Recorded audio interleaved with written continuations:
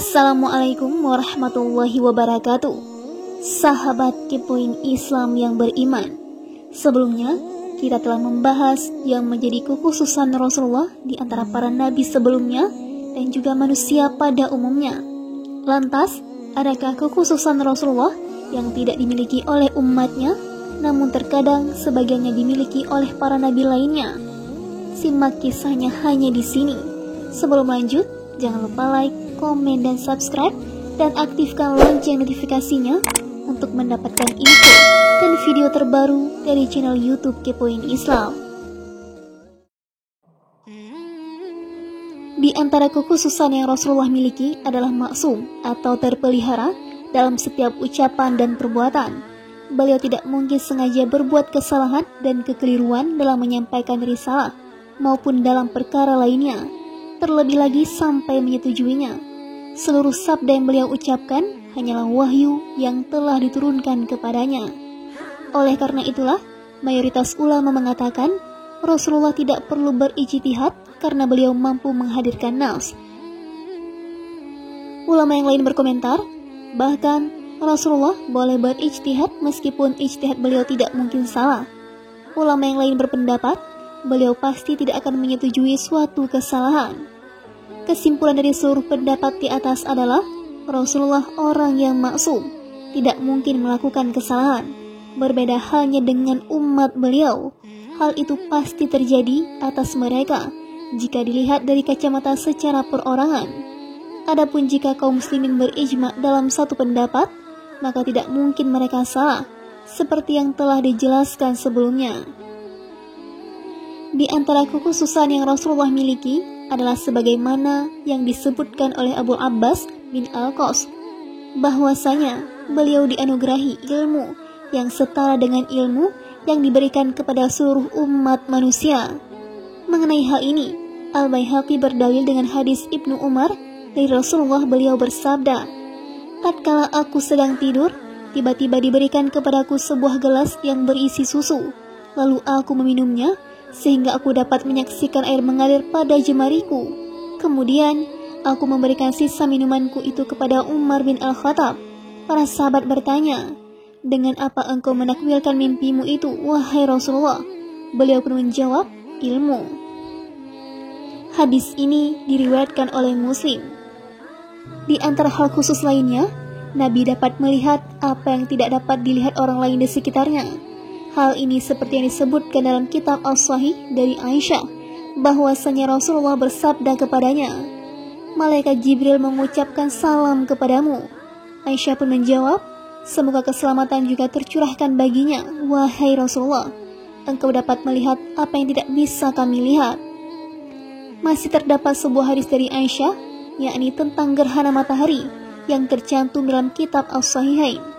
"Demi Allah, seandainya kalian mengetahui apa yang kuketahui, niscaya kalian akan sedikit tertawa dan banyak menangis."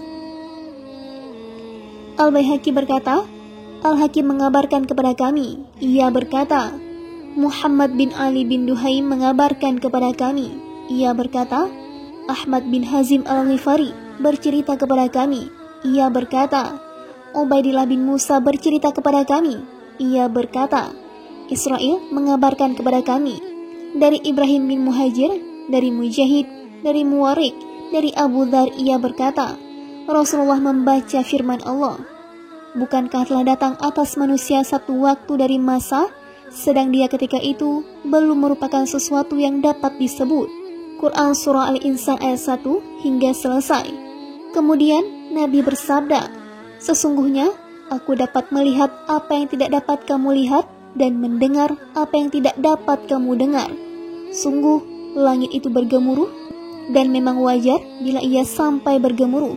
Tidak satupun tempat di atas langit, walaupun hanya berjarak satu jari atau sejengkal, melainkan pasti terdapat malaikat yang meletakkan keningnya seraya bersujud kepada Allah. Demi Allah, seandainya kamu mengetahui apa yang kuketahui, niscaya kamu akan sedikit tertawa dan banyak menangis. Kamu juga tidak akan bersenang-senang dengan istri-istrimu di atas ranjang.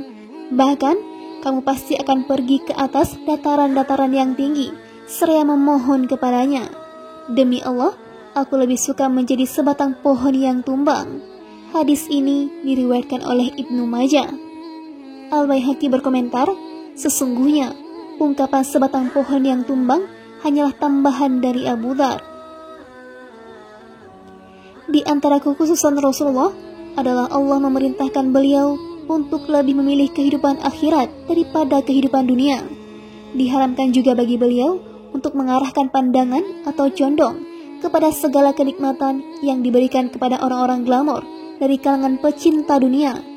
Dalil hal tersebut sangat jelas sebagaimana tercantum dalam Al-Quran. Di antara kekhususan Nabi lainnya adalah tidak boleh mempelajari syair. Allah berfirman, dan kami tidak mengajarkan syair kepadanya atau Muhammad, dan bersyair itu tidaklah layak baginya. Quran Surah Yasin ayat 69. Terdapat sebuah hadis dari Abdullah bin Umar, ia berkata, aku mendengar Rasulullah bersabda, aku akan termasuk orang yang tidak peduli atas perbuatannya. Jika aku meminum segelas obat penawar racun, atau aku mengenakan tamimah atau jimat, atau aku melantunkan syair yang kubuat-buat sendiri. Hadis tersebut diriwayatkan oleh Abu Daud. Oleh sebab itu, rekan-rekan Ibnu Katsir berpendapat, sesungguhnya haram bagi Nabi untuk mempelajari syair. Termasuk pula, kekhususan Nabi ialah tidak dapat menulis. Para ulama menyatakan bahwa hal itu atau menulis diharamkan atas beliau berdasarkan firman Allah, yaitu orang-orang yang mengikuti Rasul, Nabi yang ummi yang namanya mereka dapati tertulis di dalam Taurat dan Injil yang ada di sisi mereka. Quran Surah Al-A'raf ayat 157. Dan kamu tidak pernah membaca sebelumnya atau Al-Quran, sesuatu kitab pun, dan kamu tidak pernah menulis suatu kitab dengan tangan kananmu. Andai kata kamu pernah membaca dan menulis, benar-benar ragulah orang yang mengingkarimu. Quran Surah Al-Ankabut ayat 48. Sebagian ulama mengatakan bahwa Nabi SAW sempat belajar menulis sebelum wafat. Namun, pendapat ini tidak memiliki dalil yang kuat dan tidak dapat diterima. Yang ada hanyalah sebuah athar yang diriwayatkan oleh Al-Baihaqi dari hadis Abu Aqil Yahya bin Al-Mutawakkil dari Mujalid dari Aun bin Abdullah dari ayahnya. Ia berkata, tidaklah Rasulullah wafat melainkan beliau sudah dapat menulis dan membaca. Mujalid berkata, aku telah menanyakan hadis itu kepada Asy-Sya'bi, lalu beliau menjawab, hal itu memang benar. Sesungguhnya aku mendengar rekan-rekan kami menyebutkan seperti itu. Akan tetapi Yahya ini lemah dan Mujalid pun banyak dikomentari. Demikian pula lah yang dinyatakan oleh sebagian ulama Maghribi atau Maroko, bahwasanya Nabi menulis langsung isi perjanjian Hudaybiyah. Namun, pendapat itu ditentang keras oleh para ulama lainnya. Bahkan, melalui mimbar-mimbarnya, mereka berlepas diri dari orang yang mengucapkan hal seperti itu. Mereka pun telah membuat bait-bait syair bantahannya. Para ulama tersebut terperdaya oleh sebagian hadis yang diriwayatkan oleh Al-Bukhari. Rasulullah mengambil surat perjanjian itu, lalu beliau menulis, inilah keputusan yang ditetapkan oleh Muhammad bin Abdullah. Sudah dimaklumi bersama bahwa nas yang sifatnya terbatas lebih didahulukan atas nas yang sifatnya mutlak. Sementara dalam riwayat yang lain disebutkan Nabi memerintahkan Ali untuk menulis. Ini adalah keputusan yang ditetapkan oleh Muhammad bin Abdullah. Di antara kekhususan Nabi ialah berdusta atas nama beliau tidak sama dengan berdusta atas nama yang lainnya. Banyak sekali hadis mutawatir yang menjelaskan bahwasanya siapa yang berdusta atas nama beliau berarti ia telah menyiapkan tempatnya dalam neraka. Hadis tersebut diriwayatkan oleh lebih dari 80 sahabat. Hadis ini terdapat dalam kitab As-Sahihain dari riwayat Ali, Anas, Abu Hurairah, dan Al-Mughirah bin Syu'bah. Dalam Sahihul Bukhari diriwayatkan sebuah hadis dari Az-Zubair bin Al-Awwam dan Salamah bin Al-Aqwa serta Abdullah bin Amr dengan lafaz, sampaikanlah dariku meskipun hanya satu ayat, ceritakanlah tentang kehidupan Bani Israel dahulu, hal itu tidak masalah. Namun barang siapa berdusta atas namaku secara sengaja, hendaklah siap-siap menempati tempat duduknya di neraka. Dalam kitab Musnad Ahmad, riwayat itu disebutkan dari Utsman, Ibnu Umar, Abu Sa'id, Watilah bin Al-Asqa, dan Zaid bin Arqam. Sementara dalam riwayat At-Tirmizi disebutkan dari Ibnu Mas'ud, diriwayatkan juga oleh Ibnu Majah dari Jabir dan Abu Qatadah. Sejumlah hufaz atau para ulama penghafal hadis telah menyusun kitab tersendiri dalam masalah ini, seperti Ibrahim Al-Harbi, Yahya bin Sa'id, At-Tabrani, Al-Bazzar, Ibnu Manda, dan para ulama salaf lainnya dari kalangan mutaqaddimin atau yang terdahulu. Demikian pula Ibnul Jauzi serta Yusuf bin Khalil dari kalangan ulama mutaakhirin atau yang belakangan. Sementara itu, Ibnu Shalah, An-Nawawi, dan para ahli hadis lainnya telah menegaskan kemutawatiran hadis ini. Pendapat itulah yang benar. Oleh sebab itulah, para ulama sepakat atas kafirnya orang yang sengaja berdusta atas nama Nabi dan menghalalkan perbuatan dusta tersebut. Akan tetapi, mereka masih berbeda pendapat tentang orang yang sengaja melakukannya, namun tidak menganggap hal itu diperbolehkan. Syekh Abu Muhammad menyatakan ia juga kafir, namun pendapat itu ditentang oleh jumhur ulama. Para ulama juga berbeda pendapat mengenai apakah riwayat hadis orang yang berdusta atas nama Rasulullah itu diterima apabila ia telah bertobat. Ada dua pendapat dalam hal ini.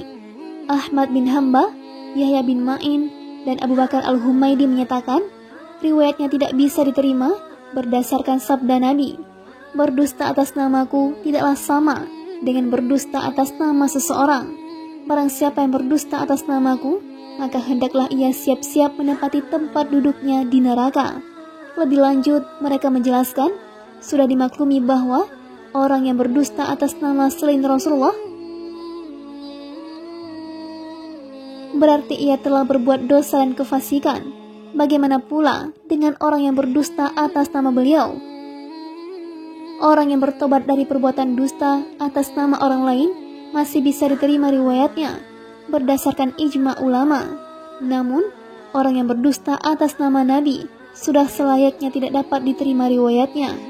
Hal itu untuk membedakan antara orang yang pernah berdusta atas nama Nabi dengan orang yang berdusta atas nama selain Nabi.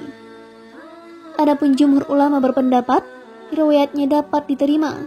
Pada dasarnya, orang yang melakukan perbuatan itu telah kufur, sedangkan riwayat orang kafir dapat diterima apabila ia telah bertaubat dari kekufurannya. Itulah pendapat yang benar. Selanjutnya, di antara kekhususan Rasulullah bahwasanya siapa saja yang melihat Nabi di dalam mimpi, berarti ia benar-benar telah melihat beliau. Sebagaimana disebutkan dalam sebuah hadis, sesungguhnya syaitan tidak bisa menyerupai diriku. Hal itu dengan syarat seseorang melihat Nabi sesuai dengan rupa beliau ketika masih hidup di dunia, sebagaimana disebutkan dalam riwayat An-Nasa'i dari Ibnu Abbas. Para ulama sepakat bahwa hadis yang diriwayatkan seseorang dari Nabi melalui mimpi tidak bisa diamalkan, sebab ketepatan ingatan terhadap atau apa yang dilihat atau didengar melalui mimpi itu tidak dapat dipertanggungjawabkan. Selain itu, karena mimpi terjadi pada saat roh seseorang dalam keadaan lemah dan kehilangan kemampuan untuk mengingat secara tepat. Di antara hal khusus Nabi lainnya adalah disebutkan oleh Al-Hafiz Abu Bakar Al-Baihaqi dalam As-Sunanul Kabir dari Abu Abbas bin Al-Qas, yaitu berkenaan dengan firman Allah, jika kamu mempersekutukan Allah, niscaya akan hapuslah amalmu. Quran Surah Az-Zumar ayat 65. Abu Abbas mengatakan, hal itu tidak berlaku bagi selain beliau, kecuali apabila orang tersebut mati dalam keadaan musyrik, berdasarkan firman-Nya, barang siapa yang murtad di antara kamu dari agamanya, lalu dia mati dalam kekafiran, maka mereka itulah yang sia-sia amalnya. Quran Surah Al-Baqarah ayat 217. Al-Baihaqi menegaskan, demikianlah yang dikatakan Abu Abbas. Para ulama lainnya berpendapat bahwa redaksi ayat ini tidak ditujukan kepada Nabi SAW. Hanya saja, nas-nas yang mutlak atau umum harus dipahami dalam konteks nas-nas yang muqayyad atau khusus. Selesai sampai di sini ucapannya. Ibnu Katsir berkomentar, pembahasan masalah ini tidak perlu dijabarkan di sini karena tidak memberikan faedah. Kalaulah bukan untuk menepis pemahaman bahwa jika seseorang melakukan dosa syirik, maka seluruh pahala amalnya akan gugur seketika itu pula, meskipun ia belum meninggal. Seperti halnya yang berlaku pada diri Rasulullah. Tentulah hal seperti ini tidak layak untuk kita sebutkan.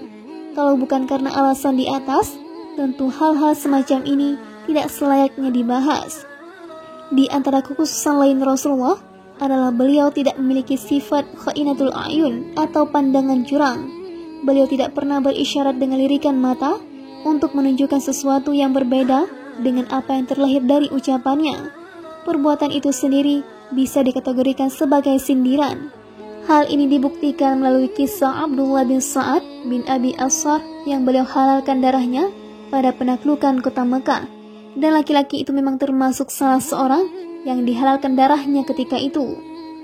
Ketika Abdullah bin Sa'ad dibawa oleh Utsman bin Affan yang merupakan saudara sepersusuannya menemui beliau, Utsman bin Affan berkata, "Wahai Rasulullah, baiatlah orang ini." Rasulullah diam sejenak, menanti kalau ada orang lain yang datang lalu membunuh laki-laki itu. Karena tidak ada, beliau pun membaiatnya. Setelah itu, beliau berkata kepada para sahabat, "Tidakkah ada di antara kalian seorang laki-laki cerdas yang segera menghampiri orang tersebut saat melihatku menahan tanganku, lalu dia membunuhnya?" Para sahabat menjawab, "Wahai Rasulullah, mengapa engkau tidak memberi isyarat dengan kedipan mata kepada kami?" Beliau bersabda, "Tidak pantas bagi seorang nabi memiliki sifat khainatul a'yun atau pandangan curang seperti itu." Di antara kekhususan Rasulullah, pada awalnya beliau diperintahkan berwudu setiap kali sholat. Karena hal itu terasa sangat berat, maka beliau diperintahkan untuk bersiwak saja. Dasarnya adalah riwayat Abdullah bin Hanzalah bin Abi Amir bahwasanya Rasulullah diperintahkan berwudu setiap kali hendak sholat, baik masih dalam keadaan berwudu maupun sudah batal wudunya. Tatkala kewajiban itu terasa berat baginya, maka beliau hanya diperintahkan bersiwak setiap kali hendak sholat. Secara zahir, hadis ini menunjukkan bahwa beliau diwajibkan bersiwak. Demikianlah yang benar menurut sebagai rekan Ibnu Katsir, dan itu pendapat Abu Zakaria An-Nawawi. Pendapat ini dinilai kuat oleh Syekh Abu Amr bin As-Salah. Hadis ini dikuatkan lagi oleh riwayat Imam Ahmad dari Ibnu Abbas bahwa Nabi SAW bersabda, "Aku senantiasa diperintahkan untuk bersiwak sampai-sampai aku menyangka akan ada ayat Al-Quran atau wahyu yang diturunkan kepadaku berkaitan dengannya." Diriwayatkan dari Ummu Salamah, ia berkata bahwa Rasulullah bersabda, "Jibril terus berwasiat kepadaku untuk bersiwak sehingga aku mengkhawatirkan gigi gerahamku." Diriwayatkan juga oleh Al-Baihaqi. Al-Bukhari berkata, hadis ini hasan. Abdullah bin Wahab berkata, Yahya bin Abdullah bin Salim telah mengabarkan kepada kami dari Amr, budak yang dibebaskan oleh Al-Muttalib, dari Al-Muttalib bin Abdullah, dari Aisyah, bahwasanya Rasulullah bersabda, "Aku terus bersiwak sampai-sampai aku khawatir kebiasaan ini akan merusak gigiku." Hadis itu diriwayatkan oleh Al-Baihaqi, namun sanadnya terputus antara Al-Muttalib dengan Aisyah. Namun demikian, pendapat wajibnya Rasulullah untuk bersiwak di atas bisa jadi tidak sepenuhnya benar. Sebab ada riwayat lain dari Ahmad, dari Watilah bin Al-Asqa. Ia berkata bahwa Rasulullah bersabda, "Aku diperintahkan untuk bersiwak sehingga aku khawatir kalau hal itu diwajibkan atas diriku." Oleh sebab itulah, sebagian rekan kami mengatakan bahwa bersiwak tidaklah diwajibkan bagi beliau, namun hanya mustahab atau dianjurkan. Kekhususan lain, wudu Rasulullah tidak batal karena tertidur. Dalilnya adalah hadis Ibnu Abbas yang terdapat dalam kitab As-Sahihain. Rasulullah pernah tertidur sehingga terdengar dengkurannya. Tidak lama kemudian, datanglah muazin mengumandangkan azan, lalu beliau pun sholat tanpa berwudu kembali. Dalil lainnya disebutkan dalam hadis Aisyah. Dia pernah bertanya kepada Rasulullah, "Wahai Rasulullah, mengapa engkau tidur sebelum mengerjakan sholat witir?" Beliau menjawab, "Hai Aisyah, kedua mataku memang tertidur, tetapi hatiku tidak." Hadis tersebut diriwayatkan oleh Al-Bukhari dan Muslim. Para ulama berbeda pendapat mengenai apakah wudhu beliau batal karena bersentuhan dengan wanita. Ada dua pendapat. Yang paling masyhur, wudhu beliau batal karena bersentuhan dengan wanita. Adapun mereka yang berpendapat bahwa wudhu beliau tidak batal karena bersentuhan dengan wanita, berdalil dengan hadis Aisyah dalam Sahih Muslim, bahwasanya dia pernah mencari-cari Rasulullah dalam masjid. Kemudian, tangan Aisyah pun menyentuh Rasulullah yang ketika itu sedang sujud. Sementara beliau membaca, "Ya Allah, aku memohon perlindungan dengan keridhaan-Mu dari kemurkaan-Mu, dengan penyelamatan-Mu dari siksa-Mu, dan kepadamu dari dirimu. Aku tidak sanggup menghitung pujian dan sanjungan atas dirimu sebagaimana engkau memuji dirimu sendiri." Diriwayatkan juga melalui beberapa jalur bahwa Rasulullah pernah mencium istrinya, kemudian sholat tanpa kembali berwudu. Kelihatannya, orang yang berpegang pada pendapat pertama beranggapan hal itu merupakan kekhususan bagi Rasulullah. Akan tetapi, pihak lain tidak bisa menerima argumen tersebut. Mereka menyatakan, pada asalnya, sebuah hukum tidak mengandung pengkhususan, kecuali ada dalil yang menunjukkannya. Terkait apakah Rasulullah mengalami mimpi basah, ada dua pendapat dalam hal ini. Imam An-Nawawi membenarkan pendapat yang menyatakan bahwa itu tidak terjadi pada Rasulullah. Namun, pendapatnya ini tidak sepenuhnya benar, sebab di dalam hadis Aisyah dalam kitab As-Sahihain disebutkan, pada suatu pagi Rasulullah bangun dalam keadaan junub yang bukan dikarenakan mimpi basah, kemudian mandi dan melanjutkan puasanya. Yang lebih tepat dalam perincian masalah ini ialah, jika yang dimaksudkan dengan mimpi basah adalah keluarnya mani dari tubuh, maka tidak ada masalah. Akan tetapi, jika yang dimaksud adalah karena godaan syaitan terhadap diri Nabi, maka sesungguhnya beliau terpelihara dari hal itu. Oleh sebab itu, tidak mungkin beliau terkena penyakit gila, namun mungkin saja beliau pingsan. Bahkan, beliau pernah pingsan sebagaimana disebutkan dalam hadis yang diriwayatkan oleh Aisyah dalam kitab As-Sahih. Disebutkan dalam hadis itu, beliau mandi setelah siuman dari pingsan, dan kejadian seperti ini tidak hanya terjadi sekali. Hadis ini masyhur. Keistimewaan Rasulullah lainnya disebutkan oleh Abul Abbas bin Al-Qas, yaitu beliau tidak diharamkan berdiam dalam masjid dalam kondisi junub. Mereka beralasan dengan hadis yang diriwayatkan oleh At-Tirmizi dari Salim bin Abi Hafsah, dari Atiyah, dari Abu Sa'id. Ia berkata bahwa Rasulullah SAW bersabda, "Hai Ali, tidak halal bagi seorang pun yang junub berada di dalam masjid ini, kecuali aku dan kamu." At-Tirmizi menilai hadis ini hasan gharib. Kami hanya mengetahuinya melalui jalur riwayat ini. Al-Bukhari pernah mendengar hadis ini dariku. Ibnu Katsir berkomentar, Atiyah adalah perawi lemah. Al-Baihaqi menegaskan, ia tidak bisa dijadikan sebagai hujjah. Demikian pula orang yang meriwayatkan darinya yang juga lemah. Dirar bin Surat mengartikan hadis itu sebagai larangan istidrak atau melintas dalam keadaan junub. Demikian diriwayatkan At-Tirmizi dari gurunya Ali bin Munzir At-Tariqi. Hal itu masih sulit dipahami, sebab istidrak ini boleh dilakukan oleh setiap muslim. Tidak ada pengkhususan dalam hal ini, kecuali apabila dikatakan bahwa istidrak di Masjid Nabawi tidak dibolehkan, kecuali bagi mereka berdua. Oleh sebab itu, Rasulullah bersabda, "Tidak halal bagi seorang pun yang junub berada dalam masjid ini, kecuali aku dan kamu." Mahduj Az-Zuhali meriwayatkan dari Jasrah binti Dajajah dari Ummu Salamah. Ia bercerita bahwa Nabi pernah masuk ke ruangan masjid ini dan bersabda, "Ingatlah, siapapun yang junub tidak boleh masuk masjid ini. Demikian juga wanita haid, kecuali Rasulullah, Ali, Fatimah, Al-Hasan dan Al-Husain. Ingatlah, aku menjelaskan nama-nama tersebut kepada kalian supaya kalian tidak tersesat." Hadis ini diriwayatkan oleh Ibnu Majah dan Al-Baihaqi. Redaksi ini adalah lafaznya atau Al-Baihaqi. Al-Bukhari menjelaskan, riwayat Mahduz dari Jasrah masih perlu diteliti lagi. Kemudian Al-Baihaqi meriwayatkan dari jalur lain, dari Ismail bin Umayyah, dari Jasrah, dari Ummu Salamah, secara marfu dengan lafaz yang sama dengan hadis di atas. Meskipun demikian, tidak ada satupun riwayat tersebut yang benar. Oleh karena itu, Al-Kaffal dari kalangan sahabat kami mengatakan, Sesungguhnya hal itu tidak termasuk kekhususan beliau. Imam Al-Haramain menyalahkan pendapat Al-Abbas bin Al-Qas dalam masalah ini.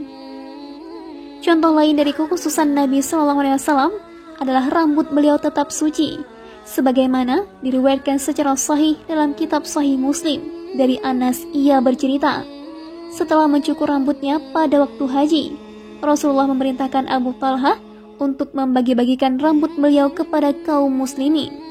Hal ini dapat kita golongkan sebagai kekhususan Nabi kalau saja kita menganggap rambut manusia selain beliau yang sudah terpisah dari tubuhnya saat masih hidup adalah najis.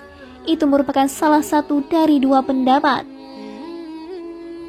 Adapun hadis yang diriwayatkan oleh Ibnu Adi melalui Ibnu Abi Fudaik dari Burai bin Umar bin Safinah dari ayahnya, dari kakeknya, bahwa ia bercerita, Rasulullah berbekam kemudian berkata kepadaku, ambil darahku ini dan kuburlah ia di dalam tanah agar tidak diganggu oleh binatang dan burung. Dalam riwayat lain, oleh manusia dan binatang. Ibnu Abi Fudaik ragu mana di antara dua kalimat itu yang benar. Ia melanjutkan, setelah itu aku mencari tempat sembunyi dan meminumnya. Tatkala beliau bertanya kepadaku, aku memberitahukan kepadanya bahwa aku telah meminumnya, namun beliau hanya tertawa. Hadis ini lemah dikarenakan Buraih ini nama aslinya adalah Ibrahim, seorang perawi yang sangat dhaif. Al-Baihaqi meriwayatkannya melalui jalur lain. Ia berkata, Abul Hasan bin Abdan mengabarkan kepada kami.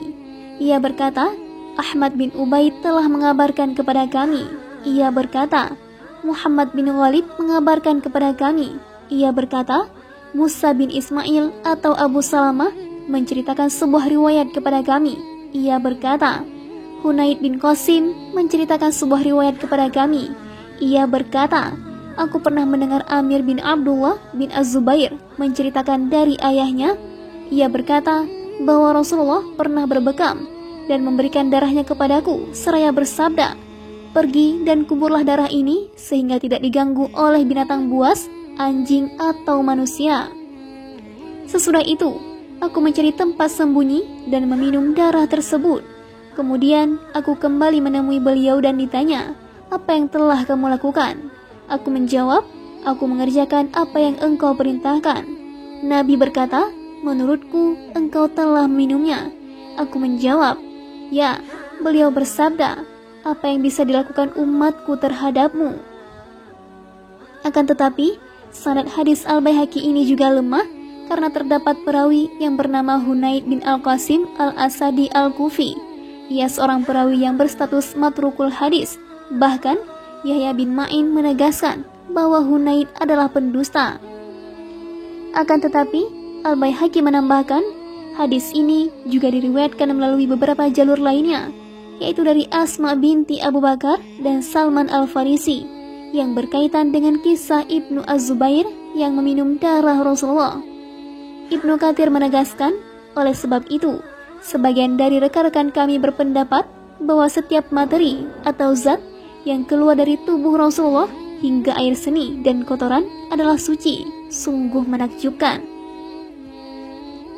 Dalam hal ini, mereka berdalil dengan riwayat Al-Baihaqi dari Abu Nasr bin Qatadah. Ia berkata, Abul Hasan Muhammad bin Ahmad bin Hamil Al-Attar telah menceritakan kepada kami. Ia berkata, Ahmad bin Al-Hasan bin Abdul Jabbar menceritakan sebuah riwayat kepada kami. Ia berkata, Yahya bin Ma'in menyampaikan riwayat kepada kami. Ia berkata, Hajjaj menceritakan sebuah riwayat kepada kami dari Ibnu Juraid. Ia berkata, Hakimah binti Umaymah mengabarkan kepadaku dari Umaymah. Ibunya menceritakan bahwasanya Rasulullah pernah buang air kecil pada sebuah bejana dari Idan. Kemudian bejana itu diletakkan di bawah tempat tidur beliau.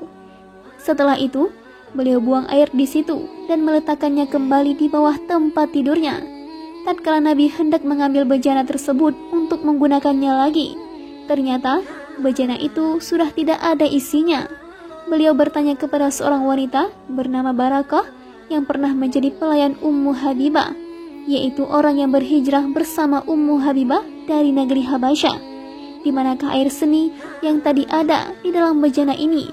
Wanita itu menjawab, aku telah meminumnya, wahai Rasulullah. Demikianlah Al-Baihaqi meriwayatkannya. Akan tetapi, sanad hadis itu tidak dikenal. Diriwayatkan juga oleh Abu Daud dan An-Nasa'i dari hadis Hajjaj bin Muhammad Al-A'war dari Ibnu Juraid, namun tidak ada kisah barakah dalam riwayat tersebut. Demikianlah kisah lanjutan tentang Rasulullah SAW. Nantikan kisah selanjutnya hanya di channel YouTube Kepoin Islam.